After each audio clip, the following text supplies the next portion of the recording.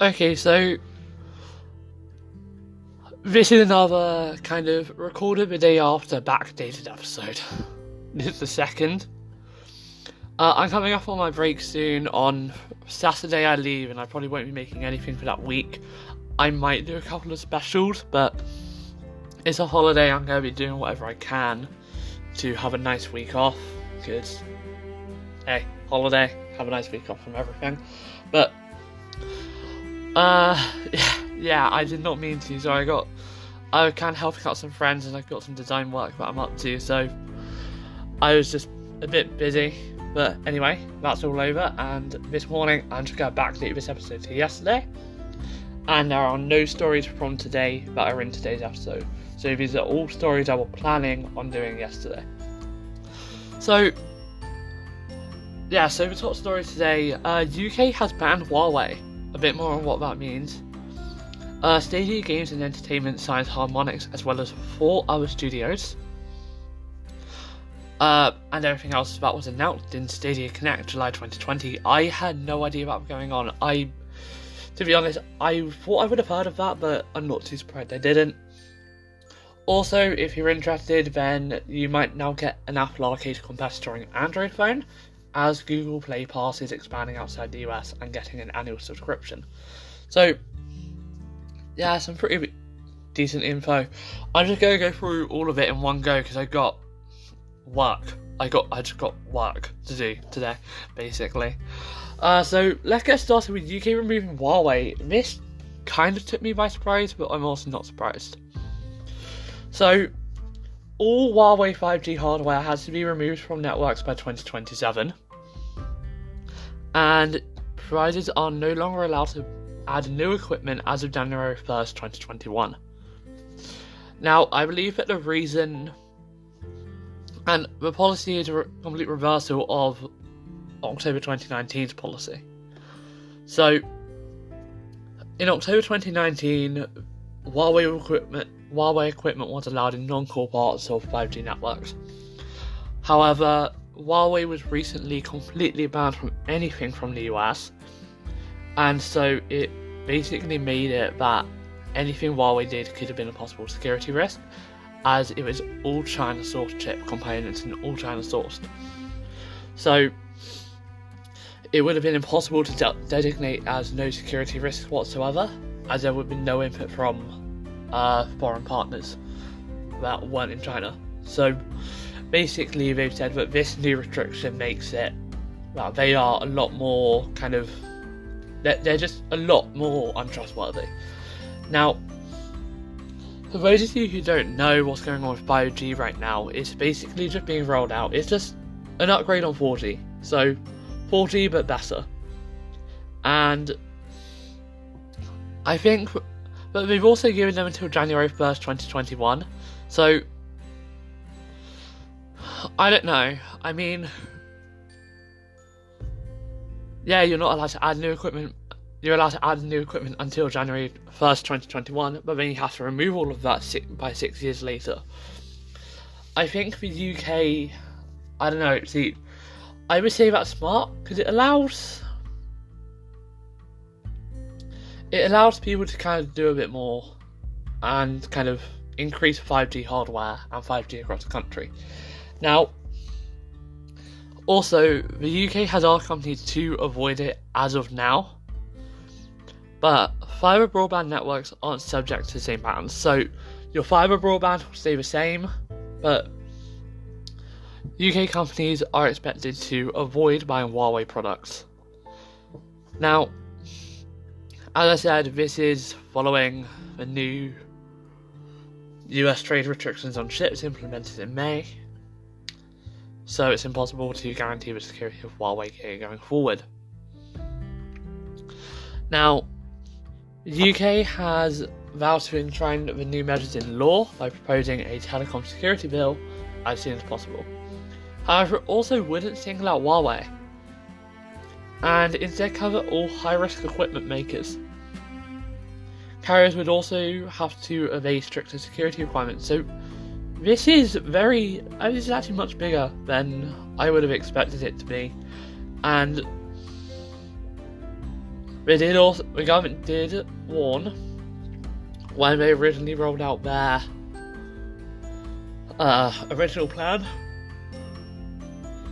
that there would be a 35% market share cap by 2023. So Huawei would have been allowed had this not happened. Now, Huawei's putting this as bad for anyone in the UK with a mobile phone, and risking putting the UK in the, quote, digital slow lane, end quote. And also that the future of the UK, of the relationship in the UK, has been politicised and was a product of US policy, not real security issues. Okay, I'm just gonna say, quick tip, what the US policy did has kind of affected security issues. So Huawei, for those you don't know, kind of very suspected of breaking laws and kind of having backdoors and sending stuff to the Chinese government. Now, whilst they have denied the allegations, there is a reason that there is. Yeah, I don't know. So, yeah, it's confusing, basically, but long story short, Huawei is very slowly just kind of being banned. Now, here's a full statement from Huawei. Start quote, "This disappointing decision is bad news for anyone in the UK with a mobile phone. It threatens to move Britain into the digital slow lane, pushing up bills and deepening the digital divide. Instead of levelling up, the government is levelling down, and we urge them to reconsider. We remain confident that the new US restrictions would not have affected the resilience or security of the products we supply to the UK. Regrettably, our future in the UK has become politicised. This is about US trade policy and not security. Over the past 20 years, Huawei has focused on building a better connected UK. As a responsible business, we will continue to support our customers as we have always done. We will conduct a detailed review of what today's announcement does mean for their business for our business here, and we'll work with the UK government to explain how we can continue to contribute to a better connected Britain," end quote. So basically, while we're trying to put pressure on the public by saying that it's going to be bad for anyone in the UK with a mobile phone, if your phone isn't made by Huawei, the chances you make noticing a difference probably won't be that high. The only reason I think it would be high that you would notice a difference is that maybe if cell phone networks had to go down for a significant amount of time whilst they replaced equipment, but the fact is they're building 5G and they can start building towers with new equipment, and then once the new towers are in and there's enough coverage, I think then they should probably go back. So I think they can do it in reverse. So build for new ones without Huawei, then remove Huawei. I don't know, that's just my idea. Because if they do it in a smart way, no one will know. People will know, oh, Huawei's been removed, but no one will notice, hey, why can't I get a call on my phone? Unless, of course, their phone's broken or they're in a basically dead zone apart from one tower, then you might notice it. But I think this is necessary. Huawei is completely Chinese sourced, and whilst I don't believe, personally, my personal beliefs don't really matter here. I believe that with what the US is doing, it is making Huawei more of a security risk. It is security because US sanctions make Huawei a security risk. Personally, I'm not too happy about this. Huawei, yeah, they used to make pretty good phones, but now I couldn't really persuade myself to buy a Huawei phone. There's no Google apps on it. I just can't persuade myself to do it. So, yeah, that's it for the Huawei story. I think I'm going to do a cut here because we're going to go into some very Google stories. And I'll see you in the next segment.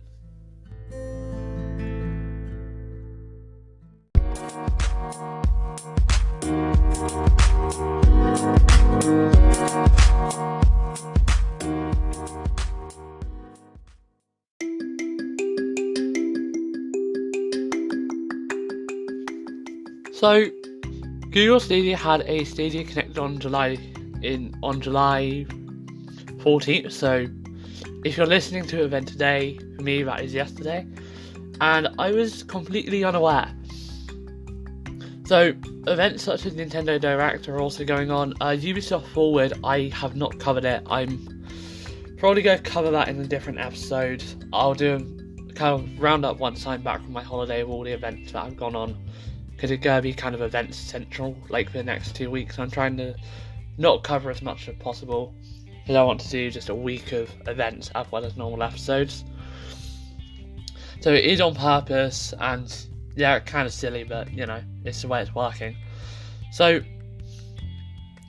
basically, it put a strong focus on timed exclusive first on Stadia titles, as well as some proper exclusives from Stadia Games and Entertainment. The first exclusive was Super Bomberman R Online. Now, it has its Stadia exclusive features as well, so things like crowd play to play along with streamers. That's pretty cool actually. I don't think I've seen that, but yeah. Now there's another time exclusive called One Hand Clapping. So it's kind of a musical platformer and invites you to sing your song. I have no idea, but it's available today in early access for $3. I don't know what the UK pricing is, but it's the most affordable game that's ever been in the store. Now, as for Stadia Games and Entertainment, they are, they announced their first title, Orcs Must Die Free. It's a free game for any Stadia Pro member. So, that's amazing. We've actually seen these sorts of things happening now. Now, they also showed a short trailer for first ever only on Stadia game, Outcasters, which is described as a wild and wacky shooter party game from Splash Damage. So, it's due to release this fall, and you play as a vinyl toy, shooting your friends, collecting coins, and curving bullets. Stadia Games and Entertainment didn't stop there, however. They've announced partnerships with 3 other studios: Harmonix, known for a Rock Band series, Uppercut Games, and also Supermassive Games, known for Until Dawn. Now, for those with a Stadia Pro membership, the July Stadia Connect event offered a preview of server games that will be available to claim for free. Hello Neighbor, an amazing horror game, will be free, as well as its hide-and-seek prequel story are coming to Stadia this year, with the base game being free to claim at launch. The Hitman games are coming to Stadia. The first game will be a free Stadia Pro title in September. Hitman and Hitman 2 will be releasing in September. Hitman 3 will be a few months behind, however, releasing in January 2021. The folks at 2K Games also announced multiple games coming to Stadia, including NBA 2K21 and action titles such as Mafia 2 and 3 Remastered. Other titles announced to be coming to Stadia this year include Outriders, a game coming from Square Enix, and People Can Fly, and Ports of Dead. An upcoming title from Square Enix and People Can Fly, as well as what? Okay, I'm not sure. So Outriders is coming. I think People Can Fly is a different game. Ports of Dead. Oh no. Sorry, no. Okay, right. Sorry, this is not laid out in a most clear way. So, Outriders is coming from Square Enix, as well as ports of the games Dead by Daylight and Sekiro Shadows Die Twice. Sorry, that was a bit of a confusing way around there. Other thing is, Far Cry 6 is coming to Google Stadia in February. So let's go on to Google Play Pass. So, for those of you who don't know, Google did actually release their own competitor to Apple Arcade. They released that in September, and this is This is basically Google's competition. So they've now expanded it though to Android users in Australia, Canada, France, Germany, Italy, Ireland, New Zealand, Spain and the UK. Google is also rolling out a new annual subscription for Google for Play Pass, which gives you a nice discount if you pay with 12 months up front. So it's typically $5 per month, but the new annual subscription will cost $30 in the US. That's massively undercutting Apple Arcade, which only offers games and offers $50 a year. Although Apple Arcade is also available for $5 per month, so the monthly cost is the same. Now, Play Pass will be available in this entire week, and it has also had, according to Google, they have added over 150 new titles, including Sonic the Hedgehog, and there are now more than 500 titles on the service. According to Google, they told The Verge that a series of new titles is set to premiere on Play Pass later this year, which would help it better compete with Apple Arcade and its exclusives. Yeah, that's, to be honest, that's good actually. I'm glad to see it coming to other markets. I didn't really look into Play Pass when it came out. Actually, no, that's a complete lie. I definitely did, because it had a really cool subscription. But I'm glad it's outside the US, and that's a discount, so... Oh my god, I can't be bothered to do maths in my head, but I'm going to. So, that would be $60 for a year if you were to pay for the entire year. And that has been halved, so... Effectively, you pay for the equivalent of about 6 months, but... in reality, you get double that time. So that's definitely good. In comparison to Apple, who they charge the same amount and they charge $50 for a year. So you're only kind of getting 10 quid off with Apple when you go for a year. With Google, that's a lot to take off actually of a subscription like this. Especially considering it includes apps as well, not just games. That's incredible. Okay, I'm really looking forward to seeing what this does and what this could mean for Android in the future and how I get my Android apps. So yeah, that is absolutely everything for today. For today. Sorry this episode is backdated again. As always, I'll try and make sure it's the last one, but it happens. This thing happens, you know. You decide you're going to it happens. On the bright side, I am on holiday from Saturday, so Saturday to Friday, I think. Saturday to Friday, there will be no episodes unless something major occurs. As for the events, I'll cover them in a weekly route in a week after. I'll record them all when I get home on the Saturday, when I'm home on Saturday. And then I'll kind of release one a day, because bombarding with information is never a nice feeling, trust me. That's how I feel this morning. And as for Ubisoft Connect, I'm sorry I didn't cover it. I meant to, but it kind of slipped my mind actually. A lot more news came out. And also I wasn't too impressed with their conference because I've been completely unable to get access to the page needed to get the Watch Dogs 2 for free.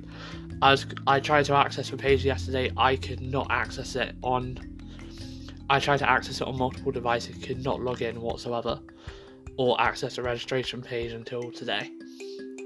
So, you know, these things happen, it's just a bit annoying. Anyway, that's everything for today though. Also, I will give one small thing about it. Hyperscape is now in open beta.